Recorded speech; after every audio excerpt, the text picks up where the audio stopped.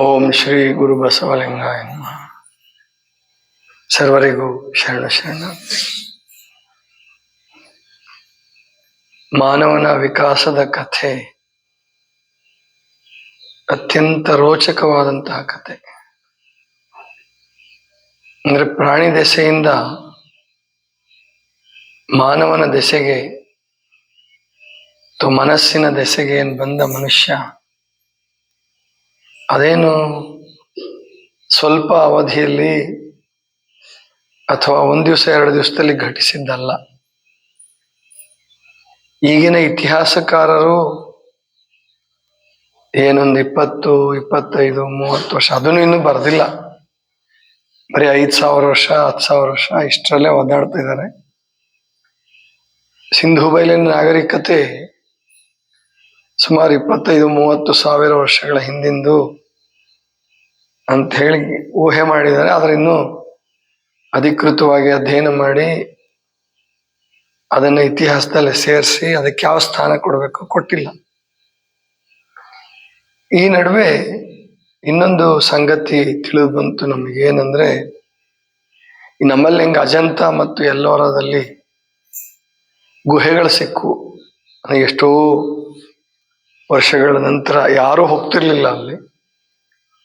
ಒಬ್ಬ ಬ್ರಿಟಿಷ್ ಅಧಿಕಾರಿ ಹುಲಿಯನ್ನ ಬೆನ್ನು ಹತ್ತಿ ಹೋಗಿ ಅದನ್ನ ಅಜಂತ ಮತ್ತು ಎಲ್ಲೋರ ಗುಹೆಗಳನ್ನು ಕಂಡಿಡ್ದ. ಅಂದ್ರೆ ದಾರಿ ಕಂಡ್ಕೊಂಡ ಇದೇ ಈ ಥರದ್ದು ಅಂತ. ಅದ್ಭುತವಾದದ್ದು, ಅದೇನು ಸಾಮಾನ್ಯ ಅಲ್ಲ. ಇದೇ ತರಹ ಇಟಲಿ ದೇಶದಲ್ಲಿ ಒಂದು ಶಿಲ್ಪಕಲೆಗಳಿರುವಂತಹ ಗುಹೆ ಸಿಕ್ತು. ಅದು ಈಗಾಗಲೇ ಒಂದು 100 ವರ್ಷ ಆಗಿದೆ. ಅದು ಕೂಡ ಭೂಮಿಯಲ್ಲಿ ಹೂತೋಗಿರೋ ತರ ಆಗಿತ್ತು. ಅದನ್ನ ವಿಜ್ಞಾನಿಗಳು ಅಂದಾಜು ಮಾಡಿರೋ ಪ್ರಕಾರ, ಸಿದ್ದೇಶ್ವರ ಶ್ರೀಗಳು, ಓಶೋ ಅವರು ಎಲ್ಲ ಹೇಳೋ ಪ್ರಕಾರ ಸುಮಾರು 20,000 ವರ್ಷಗಳಾಗಿದೆ. ಅಂದ್ರೆ ಅಷ್ಟು ಸುಂದರವಾಗಿರ್ತಕ್ಕಂಥ ಚಿತ್ರಕಲೆ ನಾವು ಯುರೋಪಲ್ಲಿ ವಿಕಾಸ ಆಗಿಲ್ಲ, ಅಂದ್ರೆ ನಾಗರಿಕತೆ ವಿಕಾಸ ಆಗಿಲ್ಲ ಅಂತ ಅನ್ಕೊಂಡಿದ್ವಿ. ಅಷ್ಟು ಒಳ್ಳೆ ಚಿತ್ರಕಲೆ ಅದು ಕಲ್ಲಿನಲ್ಲಿ ಕೆತ್ತಬೇಕಾದ್ರೆ ಸುಮಾರು 20,000 ವರ್ಷಗಳ ಹಿಂದಿಂದು ಅಂತ ಹೇಳಿ ಅವ್ರು ಅಂದಾಜು ಮಾಡಬೇಕಾದ್ರೆ ವಿಜ್ಞಾನಿಗಳು, ಅದಕ್ಕೆ ಸಂಬಂಧಪಟ್ಟಂತ ಆರ್ಕಿಯಾಲಜಿಕಲ್ ಡಿಪಾರ್ಟ್ಮೆಂಟ್ ಅಂತ ಇರುತ್ತೆ, ಪುರಾತತ್ವ ಇಲಾಖೆ ಅಂತೇಳಿ, ಅವರೆಲ್ಲ ಅದನ್ನ ಸಂಶೋಧನೆ ಮಾಡಿ ಬೇರೆ ಬೇರೆ ಮಾನದಂಡಗಳನ್ನು ಅನುಸರಿಸಿ ಎಷ್ಟು ಹಳೇದಿರ್ಬೋದು ಇದು ಅಂತ ಹೇಳಿ ಊಹೆ ಮಾಡ್ತಾರೆ. ಅದು ಸಮೀಪನೇ ಇರುತ್ತೆ, ಸತ್ಯಕ್ಕೆ ಸಮೀಪ ಇರುತ್ತೆ. ಆವಾಗಲೇ ಅಂತಹ ಚಿತ್ರಗಳನ್ನ ಅವ್ರು ಬರ್ದಿರ್ಬೇಕಾದ್ರೆ 20,000 ವರ್ಷಗಳ ಹಿಂದೆ ಅದಕ್ಕೆ ಆ ನಾಗರಿಕತೆ ಎಷ್ಟು ವಿಕಾಸ ಆಗಿರ್ಬೋದು. ಯಾವುದೋ ಕಾರಣಕ್ಕೆ ನಾಗರಿಕತೆ ಅಳೆದೋಗಿರುತ್ತೆ. ಹಿಂಗೆ ನಮ್ಮ ಸಿಂಧೂ ವ್ಯಾಲಿ ನಾಗರಿಕತೆ ಅಳೆದು ಹೋಯ್ತು ಹಾಗೆ. ಇನ್ನು ಸಿಂಧೂ ಬಯಲಿನ ನಾಗರಿಕತೆ ಒಳಗೆ ಅಲ್ಲಿ ಶಿವಪೂಜಕರು, ಶಿವಭಕ್ತಿ, ಶಿವನ ಆರಾಧಕರು, ಅಂದ್ರೆ ಪಾಶುಪತ ಪದ್ಧತಿ ಇದ್ದಿರಬಹುದು. ಅಲ್ಲಿ ಲಿಂಗಗಳು ಸಿಕ್ಕಿದಾವೆ, ಅಂದ್ರೆ ಗುಡಿಯಲ್ಲಿ ಇರ್ತಕ್ಕಂಥ ಸ್ಥಾವರ ಲಿಂಗಗಳು ಸಿಕ್ಕಿದಾವೆ. ಅವ ಸಣ್ಣ ಸಣ್ಣ ರೂಪ, ದೊಡ್ಡ ರೂಪ ಇವೆಲ್ಲ ಸಿಕ್ಕಿದಾವೆ. ಒಂದು ಮರದ ಕೆಳಗಡೆ ತಪಸ್ವಿಯ ಸುತ್ತ ಹಸುಗಳು ಇರ್ತಕ್ಕಂಥ, ಎತ್ತುಗಳು ಇರ್ತಕ್ಕಂಥ ಚಿತ್ರ ಸಿಕ್ಕಿದೆ. ಅಂದ್ರೆ ಇದು ಶಿವನ ಚಿತ್ರ. ಸಿಂಧೂ ಬಯಲು ನಾಗರಿಕತೆ ಶೈವ ಸಂಸ್ಕೃತಿ ಆಗಿತ್ತು. ಅದು ಎಷ್ಟು 1000 ವರ್ಷ ಹಿಂದಿಂದು ಅಂತ ಹೇಳಕ್ಕೆ ತತ್ತರಿಸ್ತಾ ಇದ್ದಾರೆ. ಸುಮಾರು 30,000-35,000 ವರ್ಷ ಇರ್ಬೋದು. ಆವಾಗಲೇ ಧ್ಯಾನ, ಪೂಜೆಗಳು ವಿಕಾಸ ಆಗಿದ್ವು. ಅಂದ್ರೆ ಧರ್ಮ ಇತ್ತು ಅಂತ ಅರ್ಥ. ಆ ಧರ್ಮ ಭಾವನೆ ಬರ್ಬೇಕಾದ್ರೆ ಅದಕ್ಕಿಂತ ಹಿಂದೆ ಎಷ್ಟೋ 1000 ವರ್ಷಗಳ ಹಿಂದೆ ನಾಗರಿಕತೆ ಇರಬೇಕು, ಧರ್ಮ ಇರ್ಬೇಕು. ಮತ್ತೆ ಅಲ್ಲಿ ದೊಡ್ಡ ದೊಡ್ಡ ಸ್ನಾನದ ಘಟ್ಟಗಳು, ಒಳ್ಳೆಯ ಚರಂಡಿ ವ್ಯವಸ್ಥೆ, ನಗರದ ವ್ಯವಸ್ಥೆ ಎಲ್ಲ ಸಿಕ್ಕಿದೆ ಸಿಂಧು ಬಯಲು ನಾಗರಿಕತೆ ಒಳಗಡೆ.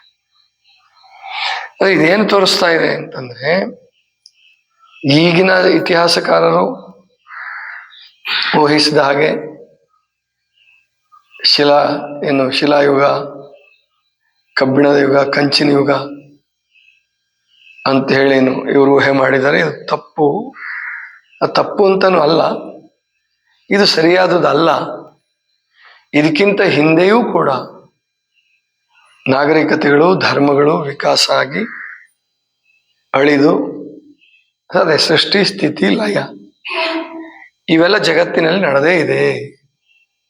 ಮನುಷ್ಯನ ಅಳವಿಗೆ, ಮನುಷ್ಯನ ಬುದ್ಧಿಶಕ್ತಿಗೆ, ಮನುಷ್ಯನ ಸಂಶೋಧನಾ ಸಾಮರ್ಥ್ಯಕ್ಕೆ ಭೂಮಿ ತಾಯಿ ಅಥವಾ ಭೂಮಿ ಎಲ್ಲವನ್ನೂ ಬಿಟ್ಕೊಟ್ಟಿಲ್ಲ. ಇನ್ನೂ ತನ್ನ ಒಡಲಲ್ಲಿ ಏನು ಅದ್ಭುತಗಳನ್ನ ಮಾಡ್ಕೊಂಡು ಕೂತಿದೆಯೋ ಗೊತ್ತಿಲ್ಲ. ಸಾವಿರಾರು ಕಿಲೋಮೀಟರ್ ಗಟ್ಟಲೆ ಮರುಭೂಮಿಗಳು ಸೃಷ್ಟಿಯಾಗಿದ್ದಾವೆ ಅಂದ್ರೆ ಅಲ್ಲಿ ಸಮುದ್ರಗಳಿದ್ವು ಅಥವಾ ಏನಿತ್ತು ಗೊತ್ತಿಲ್ಲ. ಸಮುದ್ರನೇ, ಮರುಭೂಮಿ ಅಂದ್ರೆ ಪ್ರಾಯಶಃ ಲಕ್ಷಾಂತರ ವರ್ಷಗಳಿಂದ ಸಮುದ್ರನೇ ಇರಬೇಕು. ಆಗ ಎಂತೆಂಥ ಘಟನೆಗಳು ನಡೆದಿದ್ದಾವೆ ಊಹೆ ಮಾಡೋಕ್ಕಾಗಲ್ಲ. ಇದರ ಅರ್ಥ ಏನಪ್ಪಾ ಅಂತಂದ್ರೆ, ಮಾನವನ ವಿಕಾಸ ಅನೇಕ ಲಕ್ಷ ವರ್ಷಗಳಿಂದ ಆಗ್ತಾ ಬರ್ತಾ ಇದೆ. ವಿಕಾಸ ಆಗಿದ್ದು ಮತ್ತೆ ಹಿಂದೆ ಬೀಳುತ್ತೆ, ಪ್ರಳಯ ಆಗತ್ತೆ, ಮತ್ತೆ ಹೊಸದಾಗಿ ಮನುಷ್ಯ ಕಟ್ಕೊಳ್ತಾನೆ. ಈ ರೀತಿ ಸತತವಾಗಿ ನಡೀತಾ ಇದೆ. ಈ ನಡುವೆ ಮಾನವ ವಿಕಾಸದಲ್ಲಿ ಈ ದೈವತ್ವದ ವಿಕಾಸ ಏನಾಯಿತು, ಇದು ಬಹಳ ಅದ್ಭುತವಾದದ್ದು. ಇದು ಭಾರತದ ಮೂಲ ಇರಬಹುದು ಅಂತ ಊಹೆ ಮಾಡಿದ್ದಾರೆ. ಇದು ಅಂತಿಮ ಸತ್ಯ ಅಂತ ಹೇಳಕ್ಕಾಗಲ್ಲ. ಆದ್ರೆ ಇದೆ ಸದ್ಯಕ್ಕೆ. ಅದು ಸಿಂಧು ಬಯಲು ನಾಗರಿಕತೆನೇ ತುಂಬಾ ಹಳೇದು ಅಂತ ಇಟ್ಕೊಂಡ್ರೆ, ಈಗ ಸಿಕ್ಕಿರೋ ನಾಗರಿಕತೆಗಳಲ್ಲಿ ಅಲ್ಲಿ ದೈವತ್ವದ ವಿಕಾಸ ಆಗಿದೆ, ಧ್ಯಾನ ಅದೆಲ್ಲ ವಿಕಾಸ ಆಗಿದೆ ಅಂದ್ರೆ ಅಲ್ಲಿ ತುಂಬಾ ಮುಂದುವರೆದ ಜನ ಇದ್ರು. ದೈಹಿಕವಾಗಿ, ಮಾನಸಿಕವಾಗಿ, ಆಧ್ಯಾತ್ಮಿಕವಾಗಿ ಮತ್ತು ಸೋಷಿಯಲಿ, ಸಾಮಾಜಿಕವಾಗಿ ಅಲ್ಲಿ ಒಳ್ಳೆ ವ್ಯವಸ್ಥೆ ಇತ್ತು. ಅದು ಅನೇಕ ಊಹೆ ಮಾಡಿದ್ದಾರೆ. ಸಿಂಧು ನದಿ ಪಾತ್ರ ಬದಲಾಯಿಸಿರ್ಬೋದು, ದೊಡ್ಡ ಪ್ರವಾಹ ಬಂದು ಕೊಚ್ಚಿಗೆ ಹೋಗೊಂಡು ಆ ನಾಗರಿಕತೆ ಮುಳುಗಡೆ ಆಗಿರ್ಬೋದು, ಅದೇ ಸರಿ ಇರ್ಬೋದು. ಅಥವಾ ಭೂಕಂಪನೂ ಆಗಿರ್ಬೋದು, ದೊಡ್ಡ ಪ್ರಮಾಣದ ಭೂಕಂಪ ಆಗಿರ್ಬೋದು. ಅಂದ್ರೆ ರಿಕ್ಟರ್ ಮಾಪಕ ಅಂತ ಈಗೇನು ಅಳತೆ ಮಾಡ್ತಾರೋ ಅದರಲ್ಲಿ 7 ಆದ್ರೆ ತಡ್ಕೊಳತ್ತೆ ಭೂಮಿ. 8, 9, 10 ಹಿಂಗ ಆಗ್ಬಿಟ್ರೆ ಆ ಜಾಗದಲ್ಲಿ ಏನೇನೂ ಉಳಿಯಲ್ಲ. ಎಂಥ ಅದ್ಭುತವಾದ ಕಟ್ಟಡ ಕಟ್ಟಿದೀವಿ ಅಂದ್ರೂ ಪೂರ ಎಲ್ಲ ನೆಲಸಮ ಆಗೋಗುತ್ತೆ. ಹಾಗೂ ಆಗಿರ್ಬೋದು ಸಿಂಧು ಬಯಲು ನಾಗರಿಕತೆ ಅಂತ ಹೇಳಿ ಊಹೆ ಮಾಡಿದ್ದಾರೆ. ಅದೇನೇ ಇರಲಿ, ಒಟ್ಟಾರೆ ಈ ಮಾನವನ ವಿಕಾಸದಲ್ಲಿ ನಮ್ಮ ಋಷಿಮುನಿಗಳು ಒಂದು ಅದ್ಭುತವಾದ ಹಂತವನ್ನು ಕೊಡ್ತಾರೆ. ಅದು ಎಲ್ಲವನ್ನೂ ಮೀರಿ ಮತ್ತು ಎಲ್ಲವನ್ನೂ ತನ್ನೊಳಗೆ ಅಡಗಿಸಿಕೊಂಡಂಥ ವಿಕಾಸ ಕ್ರಮ. ಅನ್ನಮಯ, ಪ್ರಾಣಮಯ, ಮನೋಮಯ ಕೋಶ, ವಿಜ್ಞಾನಮಯ ಕೋಶ, ಆನಂದಮಯ ಕೋಶ. ಪಂಚಕೋಶಗಳು ಅಂತ ಕೇಳಿರ್ತೀರ ನೀವೆಲ್ಲ, ಕೇಳಿದಿರಲ್ವಾ ಪಂಚಕೋಶಗಳು ಅಂತ? ಅದರಲ್ಲಿ ಇದು ಅನ್ನಮಯ. ಅನ್ನಮಯ ಅಂದ್ರೆ ಸಸ್ಯವರ್ಗ, ಪ್ರಾಣಮಯ ಅಂತಂದ್ರೆ ಪ್ರಾಣಿ ವರ್ಗ, ಮೇಲಿನ 3 ಮನೋಮಯ, ವಿಜ್ಞಾನಮಯ, ಆನಂದಮಯ ಏನಿದೆಯಲ್ಲ ಇದು ಮಾನವನ ವಿಕಾಸ. ಅನ್ನಮಯ ಅಂದ್ರೆ ಸಸ್ಯವರ್ಗ, ಅಲ್ಲಿ ಬರೀ ಅನ್ನ ತಯಾರು ಮಾಡೋದಷ್ಟೇ ಗೊತ್ತು ಅವಕ್ಕೆ. ಮರ, ಗಿಡ, ಹೂ, ಬಳ್ಳಿಗಳು ಅವಕ್ಕೆ ಆಹಾರ ಹುಟ್ಟಿಸೋದಷ್ಟೇ ಗೊತ್ತು. ಅವಕ್ಕೂ ಅಲ್ಲಿ ಪ್ರಜ್ಞೆ ಇದೆ. ಒಂದು ತೆಂಗಿನ ಗಿಡ ಎಳನೀರನ್ನ, ತೆಂಗಿನಕಾಯನ್ನ ತಯಾರು ಮಾಡಬೇಕಾದ್ರೆ ಎಂಥ ಅದ್ಭುತವಾದಂತಹ ಆ ಸೋಗೆ, ಮೊಟ್ಟೆ ಅದೆಲ್ಲ ತಯಾರಾಗಬೇಕಾದ್ರೆ ಅಲ್ಲಿ ಸುಮ್ಮನೆ ಜಡವಾಗಿದ್ರೆ ಆಗಲ್ಲ. ಅದೊಂದು ಬಂಡೆ ತೆಂಗಿನ ಮರ ಆಗಕ್ಕಾಗಲ್ಲ. ಒಂದು ಬಂಡೆ ಮಾವಿನ ಮರದ ವಿಕಾಸ ಮಾಡಿ ರುಚಿ ಕೊಡಕ್ ಬರಲ್ಲ. ಆ ತೆಂಗು, ಮಾವು, ಅಡಕೆ ಪ್ರತಿಯೊಂದು ವಿಕಾಸ ಆಗ್ಬೇಕಾದ್ರೆ ಅಲ್ಲಿ ಅನ್ನಮಯ ಕೋಶ ನಡೀತಾ ಇದೆ, ಪ್ರಜ್ಞೆಯ ವಿಕಾಸ ಆಗ್ತಾ ಇದೆ. ಆ ಪ್ರಜ್ಞೆ ಅದೇ ಮುಂದೆ ಜೀವಾತ್ಮವಾಗಿ, ಅಂದ್ರೆ ಗಿಡಗಳಲ್ಲಿ ಸಾಮಾನ್ಯ ಅನ್ನಮಯ ಕೋಶದಲ್ಲಿದ್ರೆ ಪ್ರಾಣಿ ವರ್ಗಕ್ಕೆ ಬಂದಾಗ, ಕಾಡು ಪ್ರಾಣಿಗಳಿರ್ಬೋದು, ಸಾಕು ಪ್ರಾಣಿಗಳಿರ್ಬೋದು, ಅಲ್ಲಿ ಪ್ರಾಣಮಯ ಕೋಶ. ಆ ಪ್ರಾಣಿಗಳಲ್ಲೂ ಮನಸ್ಸು ವಿಕಾಸ ಆಗಿರುತ್ತೆ. ನಾಯಿಗಳು, ಆನೆಗಳು, ಇದರಲ್ಲಿ ಮನುಷ್ಯ ಬುದ್ಧಿಯನ್ನ, ಮನಸ್ಸನ್ನ ಸ್ವಲ್ಪ ಮಟ್ಟಿಗೆ ವಿಕಾಸ ಮಾಡ್ತಾನೆ. ನಾಯಿಗಳು ಮಿಲಿಟರಿಯಲ್ಲಿ, ಆರ್ಮಿಯಲ್ಲಿ ಕೂಡ ಬಳಕೆ ಆಗ್ತಾ ಇದೆ, ಅದು ಪ್ರಾಣಮಯ ಕೋಶ. ಮನೋಮಯ ಕೋಶ ಅಂದ್ರೆ ಮನುಷ್ಯ. ಅಂದ್ರೆ ಇಲ್ಲಿ ಪ್ರಧಾನ ಸಂಘ ಸಂಸ್ಥೆಗಳು, ಪ್ರೀತಿ, ಪ್ರೇಮ, ಮನೆ ಕಟ್ಕೊಂಡ, ಕುಟುಂಬ ಮಾಡ್ಕೊಂಡ, ಕುಟುಂಬ ಸೃಷ್ಟಿ ಮಾಡ್ಕೊಂಡ, ಊರು ದೇಶ ಕಟ್ಟಿದ, ಮನಸ್ಸಿನ ಪರಿಣಾಮವಾಗಿ, ಬುದ್ಧಿಯ ಪರಿಣಾಮವಾಗಿ ಕಟ್ಟಿದ, ಅದರಲ್ಲಿರುವಂತ ದ್ವೇಷ, ಮತ್ಸರ, ಹೊಡೆದಾಡೋ ಪ್ರವೃತ್ತಿ, ಇದರ ಪ್ರಭಾವವಾಗಿ ಯುದ್ಧಗಳು ನಡೆದವು. ಇವೆಲ್ಲ ಮನೋಮಯ ಕೋಶ. ಈಗ ಪ್ರಾಯಶಃ ಮನುಷ್ಯ ವಿಜ್ಞಾನಮಯ ಕೋಶವನ್ನು ಪ್ರವೇಶ ಮಾಡಿದ್ದಾನೆ. ಅಂದ್ರೆ ಸುಮಾರು 16ನೇ ಶತಮಾನ, ಅಂದ್ರೆ ಗೆಲಿಲಿಯೋ ಅಂತಾನೆ ಇಟ್ಕೊಳ್ಳೋಣ.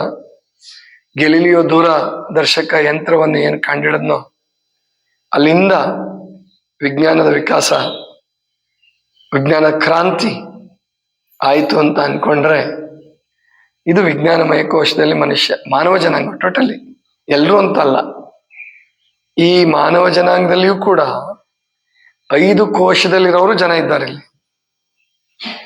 ಏನೂ ತಿಳಿಯಲ್ಲಪ್ಪ. ಆಮೇಲೆ ಬೇರೆ ಜೀವಿಗಳ, ಸಸ್ಯಗಳಲ್ಲಿ, ಪ್ರಾಣಿಗಳಲ್ಲಿ ಹಿಂದಕ್ಕೆ ಹೋಗೋದಿಲ್ಲ ವಿಕಾಸ, ಮುಂದಕ್ಕೆ ಬರ್ತಕ್ಕಂಥದ್ದು ಸ್ಲೋ, ನಿಧಾನ ಇರ್ಬೋದು. ಆದ್ರೆ ಮಾನವನಲ್ಲಿ ಹಿಂದಕ್ಕೆ ಹೋಗ್ತಾನೆ. ಒಬ್ಬ ಸಂತ, ಋಷಿ, ಸಾಕ್ಷಾತ್ಕಾರ ಜೀವಿ, ಶರಣ ನಿರ್ಮಾಣ ಆಗಬಲ್ಲ ಮಾನವನಲ್ಲಿ. ಏನೂ ತಿಳಿಯದ ಬುದ್ಧಿಮಾಂದ್ಯ, ಅಹಂಕಾರಿ, ಮತ್ಸರಗಳನ್ನೇ ತುಂಬಿಕೊಂಡು ಉಸಿರಾಡ್ತಾ ಇರುವಂತ ಭಯೋತ್ಪಾದಕ, ಕೊಲೆಗಡುಕ, ರಾಕ್ಷಸ ಅಂತ ಏನ್ ಕಲ್ಪನೆ ಕೊಟ್ಟಿದಾರೋ, ಈ ಎಲ್ಲವೂ ಕೂಡ ಮಾನವ ಜನಾಂಗದಲ್ಲಿ ಸಾಧ್ಯತೆ ಇದೆ. ಬುದ್ಧಿಮಾಂದ್ಯ ಮಕ್ಕಳು ಪ್ರಾಣಿಗಳಿಗಿಂತಲೂ ಕನಿಷ್ಠವಾಗಿರ್ತಾವ ಪಾಪ ಕೆಲವು. ಅಂದ್ರೆ ಅಂದ್ಕೊಂಡಾಗ ಈ ವಿಕಾಸ ಕ್ರಮ ಏನೋ ನಡೀತಾ ಇದೆ, ಮತ್ತು ಮನುಷ್ಯನಲ್ಲಿ 2 ಸಾಧ್ಯತೆಗಳಿದೆ. ಮುಂದಕ್ಕೂ ಹೋಗುತ್ತೆ, ಹಿಂದಕ್ಕೂ, ಅಂದ್ರೆ ಕೆಳಗಡೆ ಬೀಳೋ ಸಾಧ್ಯತೆಗಳು ಮನುಷ್ಯನಲ್ಲಿದೆ. ಇದನ್ನ ನಾವು ಚೆನ್ನಾಗಿ ಅರ್ಥ ಮಾಡ್ಕೊಂಡಾಗ ಮನುಷ್ಯನಿಗೆ ಪ್ರಕೃತಿ ಸಾಧ್ಯತೆಗಳನ್ನು ಬಹಳ ಇಟ್ಟಿದೆ, ಬಹಳ ಸಾಧ್ಯತೆಗಳನ್ನ ಇಟ್ಟಿದೆ. ಹಾಗೆ ಮನುಷ್ಯ ಹಿಮ್ಮುಖವಾದ ವಿಕಾಸ ಆಗಬಾರದು, ಅಥವಾ ಬರೀ ವಿಜ್ಞಾನದಲ್ಲಿ ಪರಮಾಣು ಬಾಂಬ್ ಕಂಡಿಡ್ಕೊಂಡು, ಆಟಮ್ ಬಾಂಬ್, ಹೈಡ್ರೋಜನ್ ಬಾಂಬ್, ಇವೆಲ್ಲ ಸ್ಫೋಟ ಆದ್ರೆ ಭೂಮಿಯೇ ಉಳಿಯಲ್ಲ. ಈ ನಾಗರಿಕತೆ ಸಂಪೂರ್ಣಗಳು, ಭೂಮಿ ಉಳಿಯುತ್ತೆ, ಭೂಮಿಗೆ ಏನಾಗಲ್ಲ. ಮತ್ತೆ ನಾಗರಿಕತೆ ವಿಕಾಸ ಆದ್ರೂ ಆಗ್ಬೋದು, ಆದ್ರೆ ಎಷ್ಟೋ ಸಾವಿರ ವರ್ಷಗಳು ಬೇಕು, ಮತ್ತೆ ಲಕ್ಷ ವರ್ಷನೇ ಬೇಕು, ಗೊತ್ತಿಲ್ಲ. ಹಾಗಾಗ್ಬಾರ್ದು ಅಂತ ಹೇಳಿ ಬೇಕಾದಷ್ಟು ಪ್ರಯತ್ನಗಳು ನಡೆದಿದೆ. ಅದರಲ್ಲಿ 12ನೇ ಶತಮಾನದಲ್ಲಿ ಶರಣರು ಧರ್ಮದ ವಿಕಾಸವನ್ನ, ಎಲ್ಲರಿಗೂ ಸಮಾನತೆಯ ಆಧಾರದ ಮೇಲೆ ಒಂದು ಅದ್ಭುತವಾದಂತಹ ಧರ್ಮದ ವಿಕಾಸವನ್ನು ಮಾಡಿದ್ದಾರೆ. ಆ ಪ್ರಕಾರ ಮಾನವತ್ವದಿಂದ ದೈವತ್ವದ ಕಡೆಗೆ ನಾವು ಹೇಗೆ ವಿಕಾಸ ಹೊಂದಬೇಕು ಅದನ್ನ ನಾವು ತಿಳ್ಕೊಳ್ಳೋಣ. ನಾಳೆಯಿಂದ ಈ ಜೀವ ವಿಕಾಸ, ಮಾನವತ್ವವನ್ನ ಬಿಟ್ಬಿಡೋಣ, ಅದು ಸಂಪೂರ್ಣವಾಗಿ ತಿಳ್ಕೊಳಕ್ಕಾಗಲ್ಲ. ಮತ್ತು ಅದಕ್ಕೆ ಹಿಸ್ಟ್ರಿ, ಸೋಷಿಯಾಲಜಿ ಎಲ್ಲ ತಗೋಬೇಕಾಗುತ್ತೆ, ಅದು ಅಗತ್ಯ ಇಲ್ಲ. ನಮ್ಮ ವ್ಯಾಪ್ತಿಗೆ ಬರುವಂತ ವಿಷಯನೂ ಅಲ್ಲ ಸದ್ಯಕ್ಕೆ, ಈ ಶಿವಾನಂದದಲ್ಲಿ ಬರುವಂತ ವಿಷಯ ಅಲ್ಲ.